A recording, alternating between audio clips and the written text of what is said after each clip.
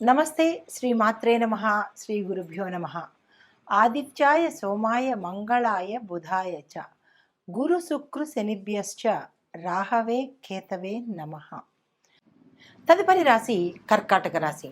ఈ కర్కాటక రాశిలో ఉండే వారికి కుజుడు యొక్క పరిహారంతో పాటు కుజ ప్లస్ బుధ వీరు ఎలాంటి ఫలితాలు అందిస్తున్నారు అంటే కనుక ఉద్యోగస్తులకు కొత్త కొత్త అవకాశాలు వస్తాయి. ప్రభుత్వ ప్రైవేట్ రంగంలో పనిచేసే వారికి పర్మనెంట్ అయ్యే అవకాశము, ప్యాకేజీ పెరగడము, ఇంకా ఆకస్మిక ధన ప్రాప్తి రావడము, మీ సహోద్యోగుల్లో మీ పేరు మంచిగా ఉండడము, మీ పై అధికారులకు మీ మీద గౌరవ మర్యాదలతో పాటు విశేషమైన నమ్మకం కలిగి మీరు ఏది చెప్పినా ఎస్ అనేటట్టుగా ప్రవర్తిస్తారనమాట. దీంతోపాటు వ్యాపారస్తులకు ఏ వ్యాపార రంగంలో ఉన్న వారికి విశేషంగా ధనలాభాలు వస్తాయి అంటే రియల్ ఎస్టేట్ రంగంలో ఉన్న వారికి విశేషమైన ధనలాభాలు వస్తాయి. ఎందుకో తెలుసా? ఈ కుజుడు అంటే అంగారకుడు భూమికి సంబంధించిన వాడు అని ఇందాక చెప్పాను కదా. అందుకని ఈ సమయంలో రియల్ ఎస్టేట్ వ్యాపారులకు నక్కం తొక్కినట్టే అనమాట. బంపర్ డ్రా, ఫలితాల మీద ఫలితాలు, విపరీతమైన లాభాలు రావడము, మీ వెంచర్స్ విశేషంగా అమ్ముడుపోవడము. భూమికి సంబంధించినటువంటి వారు ఎవరు? రియల్ ఎస్టేట్ వ్యాపారులు, వ్యవసాయదారులు కూడా భూమికి సంబంధించిన వారే. కాబట్టి వీరిద్దరికీ కుజుడు విశేషమైన లాభాన్ని ఇస్తున్నాడు. అధికంగా పంటలు పండడము, మీ పంటకు ధర ఎక్కువగా పలకడము. రియల్ ఎస్టేట్ వ్యాపారులకు మీరు క్షేత్రాలు అంటే భూమిని కొంటూ ఉంటారు, వెంచర్లు వేస్తూ ఉంటారు, అవి అలా హాట్ కేకుల్లాగా అమ్ముడైపోతూ ఉంటాయన్నమాట. కాబట్టి కుజుడు మీకు చాలా మంచి చేస్తున్నాడు. కాబట్టి రియల్ ఎస్టేట్ వ్యాపారులు, వ్యవసాయదారులు మరి గ్రాటిట్యూడ్ తెలుపుకోవాలి కదా, కుజుడికి థ్యాంక్స్ చెప్పాలి కదా. దాని నిమిత్తంగా కుజుడికి సంబంధించినటువంటి పూజలు చేయండి, కుజుడికి సంబంధించినటువంటి దానాలు చేసుకోండి. మరింత వృద్ధి అయ్యే అవకాశము వీరిద్దరికీ కనబడుతోంది. మరి మిగతా రంగాల్లో ఉన్న వాళ్ళకి మరి కొంచెం ఫలితాలు తారుమారు అవుతున్నాయి. కాబట్టి మీరు పరిహారాలు తప్పనిసరిగా చేయండి. వీళ్ళిద్దరూ గ్రాటిట్యూడ్ తెలుపుకుంటారు, మీరు పరిహారాలు తప్పనిసరిగా చేసి స్వామిని ప్రసన్నం చేసుకోవడానికి ప్రయత్నం చేయండి. తరువాత ఆరోగ్యపరంగా చూసుకున్నట్టయితే కనుక గ్యాస్ట్రిక్ సమస్యలు తీవ్రతరం అయ్యి అవి హార్ట్ దాకా వెళ్ళే అవకాశం కనబడుతోంది. తగు జాగ్రత్తలు తప్పనిసరిగా తీసుకోండి. దీనితో పాటు స్ట్రెస్ ఎక్కువయ్యి బ్రెయిన్కు వెళ్ళే అవకాశంతో పాటుగా మరికొంతమందికి బ్లడ్ లాస్ అయ్యే అవకాశం ఉంది. తగు జాగ్రత్తలు తప్పనిసరిగా తీసుకోండి. ఇటు వైద్యపరంగాను ఇటు జ్యోతిషపరంగాను తప్పనిసరిగా తీసుకోండి. మీకు చెప్పదగిన పరిహారాలు కుజుడు యొక్క బీజమంత్రాన్ని తప్పనిసరిగా మీరు మంత్రం చెయ్యాల్సిందే. కుజుడి బీజమంత్రము మీకు తెలుస్తుంది. మీ పంతులు గారిని ఎవరినైనా అడగండి. కుజుడి బీజమంత్రాన్ని తప్పనిసరిగా చేసుకోండి. అది దానితో పాటుగా మీరు రక్తదానం చేసినట్టయితే కనుక విశేషమైన ఫలితము కనపడుతుంది. ఎందుకు అంటే రక్తానికి ఆ స్వామి అధిపతి కాబట్టి, అధిపతి అంటే ఏంటంటే ఆయన దాని మీద ప్రభావం చూపిస్తాడు. కాబట్టి మీరు రక్తదానం తప్పనిసరిగా చేసుకోండి. ఈ పరిహారాలు చేసుకుని ఆ స్వామి యొక్క అనుగ్రహాన్ని తప్పనిసరిగా పొందండి. ఇందులో మరొక విశేషం ఏంటంటే వివాహం కాని వారికి, పిల్లలు కలగని వారికి కూడా ఇవే ఫలితాలు వర్తిస్తాయి. సంబంధాలు రావడం పోవడము, పిల్లలు పుట్టడం పోవడము, కొంతమందికి పిల్లలు పుట్టకపోవడము, ఇలాంటి విపరీత పరిణామాలు ఉన్నవారు తప్పనిసరిగా కుజదోష నివారణ చేయించుకోండి. వివాహం కాని వారు, కుజదోషం ఉన్నవారికి కూడా కుజదోషం ఉన్నవారినే వివాహం పొంతన చూసుకోండి. లేదా కుజదోషం ఉన్నవారిని వేరే వాళ్ళకి కనుక ఇచ్చి పెళ్లి చేస్తే కొంతమందికి ఇబ్బందులు కలిగే అవకాశం ఉంటుంది. ఆ ఇబ్బందులు ఏమిటి అనేది మీ జ్యోతిష పండితులు చెప్తారనమాట. ఇవి ఈ రాశి వారికి దృక్పంచాంగం ప్రకారము జ్యోతిషపరంగా గోచార రీత్యా చెప్పే ఫలితాలు, పరిహారాలు. మనకి ఖగోళ శాస్త్రంలో దృక్పంచాంగం ప్రకారము, జ్యోతిష ప్రకారము 9 గ్రహాలు మనకి 12 రాశులు ఇలా విభజించబడి ఉన్నాయి. అయితే ఒక్కొక్క గ్రహానికి ఒక్కొక్క ప్రత్యేకత, ఒక్కొక్క విశిష్టత, వాళ్ళిచ్చే ఫలాలు, పరిహారాలు ఎలా ఉంటాయి అనేది ఒక అంశమైతే, ఒక్కొక్క గ్రహానికి, శని గ్రహానికి, రాహుకేతువులకి, కుజుడికి, రవికి, చంద్రుడికి ఇలా వారి వారి యొక్క ప్రత్యేకతలు వారివి అయినప్పుడు వారు ఈ రాసుల మీదకి పరిగణలోకి తిరుగుతున్నప్పుడు ఉదాహరణకి కుజుడు ఇప్పుడు మిథున రాశిలోకి వస్తున్నాడు అంటే ఆయన యొక్క ఫలితాలు ఒక్కొక్క రాశిలో ఎలా ఉంటాయి? ఇది కామన్. ప్రతిసారి మనకి ఖగోళంలో ఈ మార్పు చేర్పులు జరుగుతూ ఉంటాయి. తిరుగుతూ ఉంటారు. అప్పుడు తిరుగుతున్నప్పుడు మనకి ప్రత్యేకంగా ఒకరోజు ఒకలాగా, ఒక వారమంతా ఒకలాగా, ఒక నెలంతా ఒకలాగా ఇలాగా వారి యొక్క పరిభ్రమణను బట్టి, వారి యొక్క గమనాన్ని బట్టి మనకి స్థితిగతులు మారిపోతూ ఉంటాయి. ఆరోగ్యాలు మారిపోతూ ఉంటాయి. లేదా మన యొక్క ఫలితాలు ఒకరోజు ఒకలాగా, ఒకరోజు ఇంకొకలాగా ఆకస్మికంగా ధనం రావడము, ఆకస్మికంగా ధనం పోవడము. ఇలాంటి చిన్న చిన్న అంటే దుష్ప్రభావాలు, మంచి ఫలితాలు కూడా ఇస్తూ ఉంటారు. అందులో భాగంగా ఇప్పుడు ప్రస్తుత అంశము కుజుడు మిథున రాశిలోకి ప్రవేశించేటప్పుడు ఎలాంటి ఫలితాలు ఇస్తున్నాడు, అది మేషాది ద్వాదశ రాశుల వారికి ఎలా ఉండబోతోంది అనే దాన్ని చెప్పుకునే దానికి ముందు కుజుడు అనేది ప్రత్యేకమైన గ్రహం అన్నమాట. అంటే జ్యోతిష శాస్త్ర ప్రకారము కుజుణ్ణి అంగారకుడు అంటారు. అంటే ఆయన ఎర్రని రంగు కలిగిన వాడనమాట. అయితే ఈ గ్రహాలన్నిటిలోకు ఈ కుజగ్రహానికి కొంచెం భయపడతారు. ఎక్కడ భయపడతారు అంటే ఆరోగ్యరీత్యా కొంతమందికి ప్రభావాన్ని చూపిస్తాడు. వివాహానికి సంబంధించి విపరీతమైన ప్రభావాన్ని చూపిస్తాడు. అంటే ఈ కుజగ్రహానికి అధిపతిగాను మనం సుబ్రహ్మణ్యేశ్వర స్వామిని ఎక్కువగా పూజిస్తూ ఉంటాం అన్నమాట. అంటే సర్పరూపంలో ఉన్న సుబ్రహ్మణ్యేశ్వర స్వామి అధిదేవత, అంటే కుమారస్వామి అధిదేవతలుగా మనం పూజన చేస్తాము.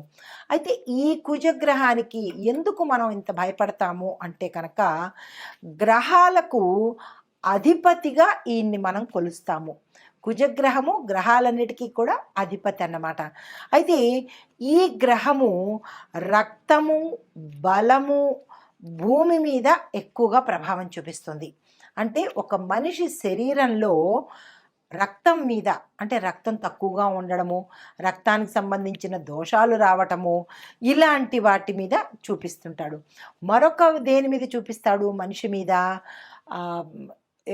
బలం యొక్క, అంటే బలం అంటే శక్తి మీద అనమాట.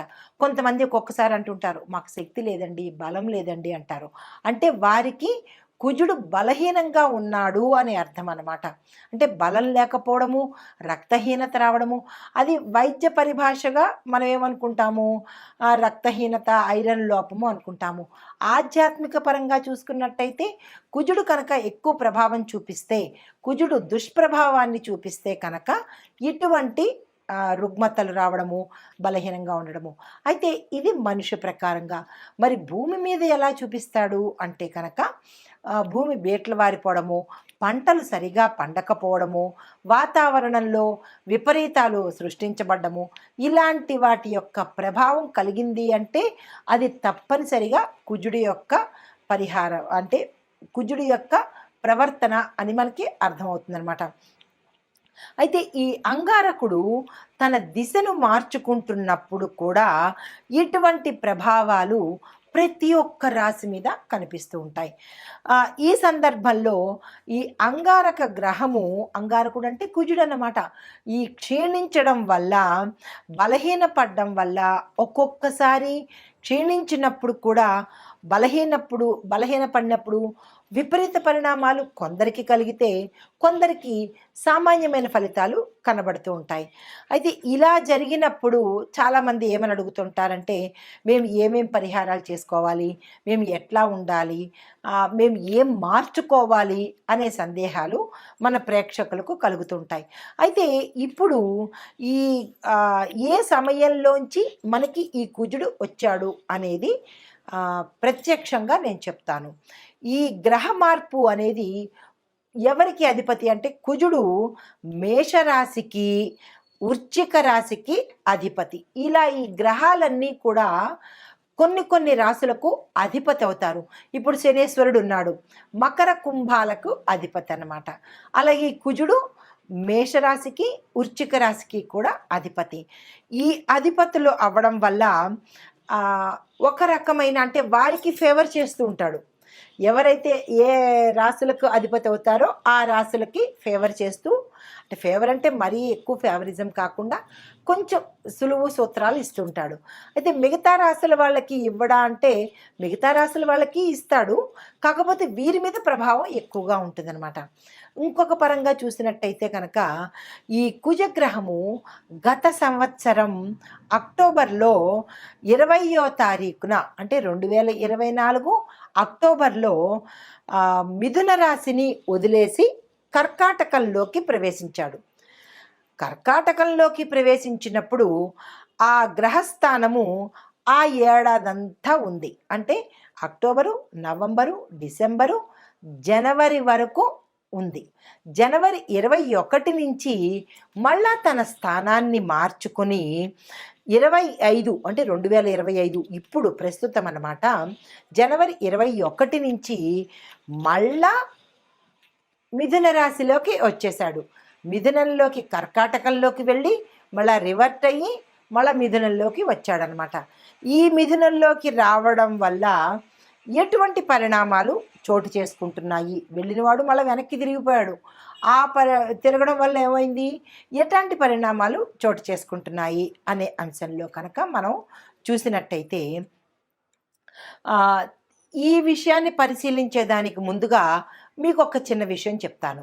అదేంటంటే కుజుడు బలహీనంగా ఉన్న వారిలో ఏమిటి లోపాలు మనకి మన వ్యక్తిగతంగా పరిశీలన చేసుకోవచ్చు. అది ఎలా పరిశీలన చేసుకోవాలి అనేది ఒక్కొక్క పాయింట్ చెప్తాను, వినండి. మనలో ఆత్మవిశ్వాసం పోతుంది. అంతవరకు కాన్ఫిడెంట్గా ఉంటాం.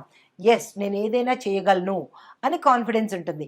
ఎప్పుడైతే కుజుడు బలహీనపడ్డాడో అప్పటి వరకు బాగున్న వాళ్ళు ఏమంటారు, నేను ఈ పని చేయలేను, నేను చాలా బలహీనంగా ఉన్నాను, నాకు అసలు బాగోలేదు, నేను చేయగలనా అని ఒక నిరాశలోకి వెళ్ళిపోతారనమాట.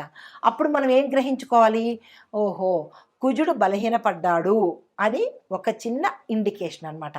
దీనితో పాటుగా ఏమిటి, తొందరగా అనారోగ్యం పాలైపోతారు. రెండో పాయింట్, ఫ్రీక్వెంట్గా హెల్త్ ఇష్యూస్ వస్తుంటాయి.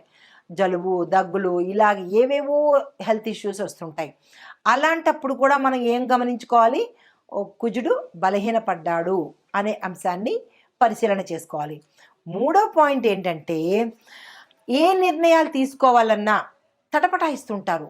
అది ఎవరైనా విద్యార్థులు కావచ్చు, ఎవరైనా మనిషి ఏదైనా నిర్ణయం తీసుకోవడానికి పదే పదే ఆలోచిస్తుంటాడు. మనం కూడా ఏమనుకుంటుంటాం, ఇది చెయ్యాలా వద్దా, వద్దులే అని కాసేపు, లేదు తప్పనిసరిగా చెయ్యాలి అని మరుక్షణం అనుకుంటాం. మళ్ళా ఏమంటారు, వద్దులే అని డైలమాలో సందిగ్ధంలో పడతారు. అలాంటప్పుడు మనం ఏమనుకోవాలి, ఇది ప్రతి ఒక్కరికి ప్రతి జీవితంలోనూ అనుభవంలోకి వచ్చిందే, కావాలంటే మీరు చెక్ చేసుకోండి. అప్పుడు మనం ఏమనుకోవాలి, కుజుడు మనకి బలహీనపడ్డాడు అని మనం వెంటనే గుర్తు తెచ్చుకోవచ్చు. ఇది మూడో పాయింట్. ఇక నాలుగో పాయింట్ ఏంటంటే, ఇంట్లో పిల్లలకు పెద్దవాళ్ళకి ఇలాగా, చిన్న పిల్లలకి తరచూ అనారోగ్యం రావడం, ఊరికే పడిపోతూ ఉండడము, ఊరికే దిష్టి తగులుతూ ఉండడము, వారు ఏ పని మీద ఇంట్రెస్ట్ చూపించకపోవడము, కడుపు నొప్పని తలనొప్పని ఏదో సాకులు చెప్తూ ఉండడము, ఇలా వాళ్ళు ప్రవర్తిస్తున్నారు అంటే కనుక తల్లిదండ్రులకి వెంటనే గుర్తుకు రావాలి, ఏమని, మనకి కుజుడు కుజుడు బలహీనంగా ఉన్నాడు అనే అంశాన్ని గుర్తు తెచ్చుకోవాలి. ఇది నాలుగో పాయింట్ అన్నమాట. అయితే శరీరంలో కొంతమందికి రక్తము తగ్గిపోతూ ఉంటుంది. రక్తం ఎప్పుడైతే తగ్గిపోయిందో వైద్యపరంగా ఏం చెప్తాం, ఎనీమియా వచ్చేసింది, వీళ్ళకి రక్తహీనత వచ్చింది అని డాక్టర్లు చెప్తారు. కానీ డాక్టర్లు ఏం చెప్తారు, మందులు చెప్తారు తప్ప వాళ్ళకి ఆధ్యాత్మిక పరంగా తెలియదు కదా, జ్యోతిషపరంగా తెలియదు కదా. జ్యోతిషపరంగా మేమేం చెప్తాము అంటే, కుజుడు బలహీనపడ్డాడు కాబట్టి కుజుడికి సంబంధించిన గ్రహాలు శాంతి చేయించుకుంటే, ఎందుకు, కుజుడు రక్తం మీద ప్రభావాన్ని చూపిస్తాడు కాబట్టి దానికి సంబంధించిన పరిహారాలు చేసుకోవాలి. అది తప్పనిసరిగా మనకి జాతకంలోనే బయటపడుతుంది. డాక్టరు నాడి పట్టుకుంటేనో, స్టెత్ పట్టుకుంటేనో, కళ్ళు చూస్తేనో రక్తం లేదు అని చెప్తాడు. జ్యోతిష్యులు ఏం చెప్తారు? జాతక పరిశీలన చెయ్యంగానే అందులో మీకు కుజదోషం ఉంది కాబట్టి మీకు ఈ పరిస్థితులు వస్తున్నాయి అనే అంశాన్ని చెప్తారు. అంటే ఇటు వైద్యపరంగానూ కరెక్టే, ఇటు ఆధ్యాత్మిక పరంగానూ కరెక్టే. రెండూ మనం తీసుకోవాలి. ఈ రెండు తప్పనిసరి, ఒకటే బేస్ మీద కాకుండా. అయితే దీనికి మనం ఏం చేసుకోవాలి అంటే కనుక ఎక్కువ క్యారెట్ తీసుకోవాలి. అంటే రక్తం తక్కువ ఉన్న వాళ్ళకి రెమెడీస్ చెప్తున్నాను. క్యారెట్ తీసుకోండి, టమాటాలు తీసుకోండి, బీట్రూట్లు, పప్పు, బెల్లము, ఇటువంటి పదార్థాలు మీరు తీసుకుంటూ ఇవే పదార్థాలు దానంగా ఇచ్చేయండి. అంటే వైద్యపరంగా మీరు ఇవి తింటూ ఉండాలి, ఆధ్యాత్మిక జ్యోతిష్యపరంగా ఇవి దానాలు ఇవ్వాలి. ఇస్తే అటు డాక్టర్ని మీరు సాటిస్ఫై చేసినట్టు, ఇటు గ్రహాల్ని కూడా సాటిస్ఫై చేసినట్టు అనమాట. గుర్తుపెట్టుకోండి, ఇవి మీరు దానంగా ఇవ్వాలి. దీనితో పాటుగా సాధ్యమైనంత వరకు డాక్టర్లు ఏం చెప్తుంటారు? ఎక్కువగా మీరు నేల మీద పడుకోండి, దిళ్ళు పెట్టుకోకండి అని చెప్తుంటారు కదా. అది వైద్యపరంగా.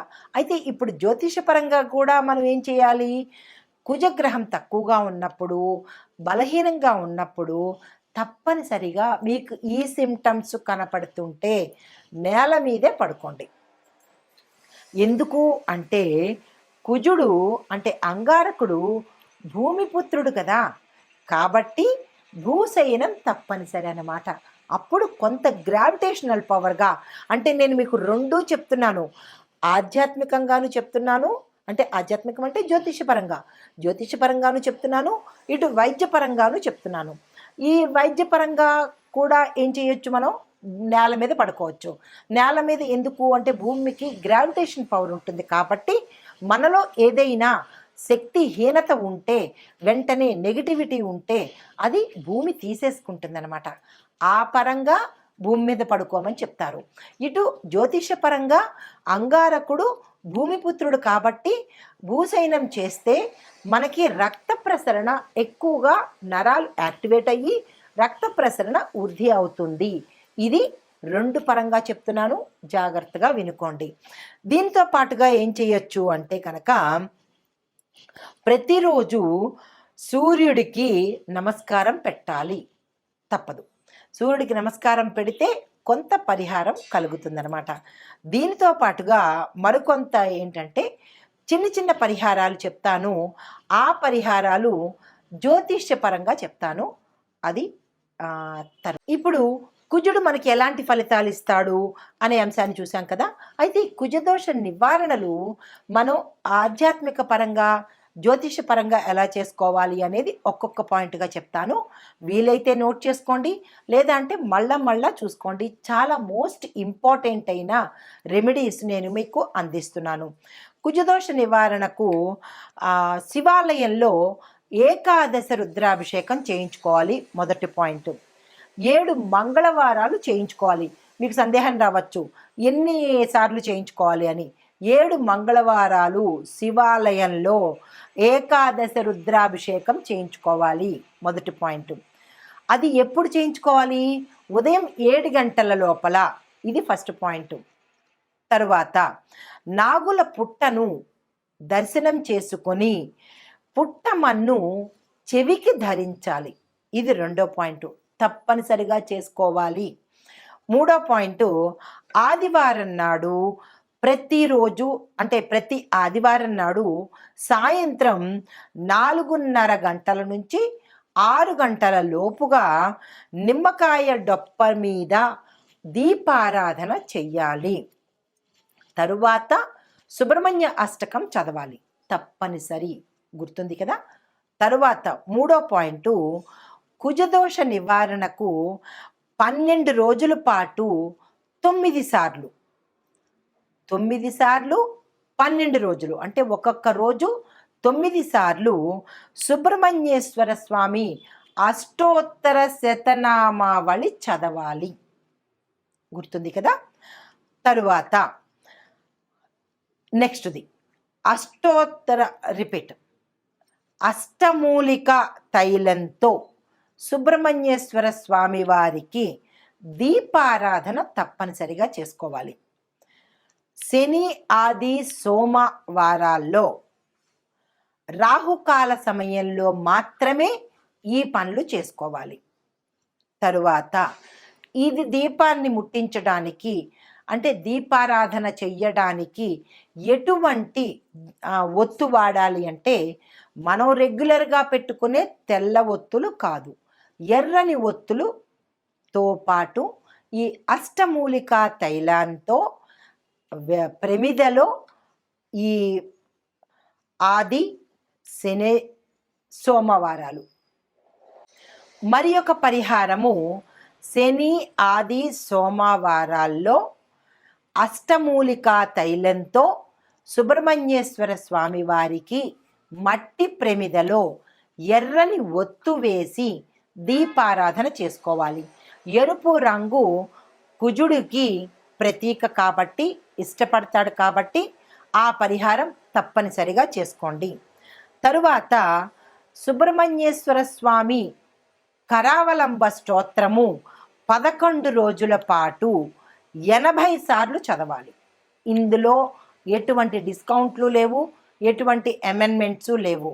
మళ్ళా చెప్తున్నాను, కుజగ్రహము చాలా తీవ్రమైన పరిణామాలు ఇస్తాడు కాబట్టి చాలా జాగ్రత్తగా దగ్గర పెట్టుకొని మళ్ళా రాసుకునో లేకపోతే మళ్ళా చూసో ఈ పరిహారాలు ప్రతి ఒక్కరూ, కుజదోషం ఉన్నవాళ్ళు, అందులో ఇప్పుడు నేను చెప్పబోయే ప్రతి రాసుల్లో ఉన్నవాళ్ళు కూడా ఈ పరిహారం చెయ్యాలి.